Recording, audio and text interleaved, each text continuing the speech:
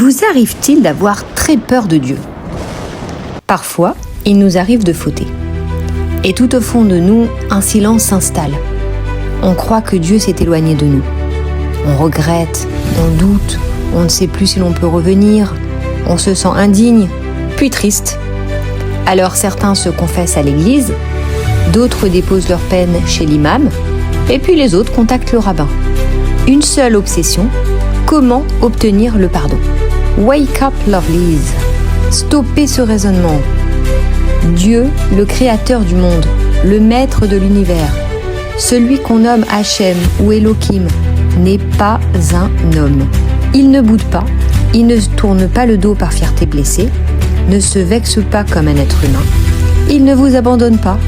Il connaît vos pensées les plus secrètes, vos intentions les plus timides. Il sait que vous êtes fait de chair et de sang et que vous cherchez à être rassuré, à retrouver la paix. Penser que Dieu est un peu humain est une vision contraire à la Torah transmise depuis des générations, où Dieu est présenté comme un juge sévère qui attend que vous veniez à genoux implorer son pardon.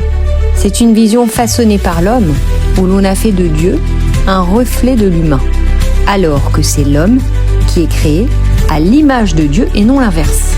Être créé à l'image de Dieu ne signifie pas que Dieu a des mains, un cerveau ou des émotions humaines. Cela signifie que l'homme porte en lui une étincelle divine. Il a donc la conscience, la capacité de choisir, de faire le bien et de créer. Dieu, lui, est au-delà de toute forme, au-delà de toute limite. Il est infini, il est lumière, il est bonté. En revanche, ce qui est un obstacle, ce n'est pas votre erreur, ce n'est pas votre chute, c'est votre tristesse. C'est lorsque vous croyez qu'il vous a abandonné.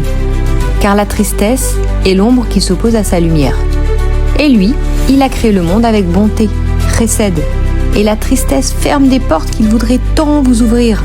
Quand on pense que Dieu réagit comme un humain, on sombre dans la culpabilité, le désespoir, le doute ou la tristesse.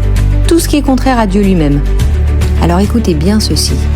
Vous n'avez rien perdu. Vous êtes toujours dans ses bras. Il vous attend, il vous regarde, il espère ce moment où vous relèverez la tête. Le retour n'a pas besoin de grands discours.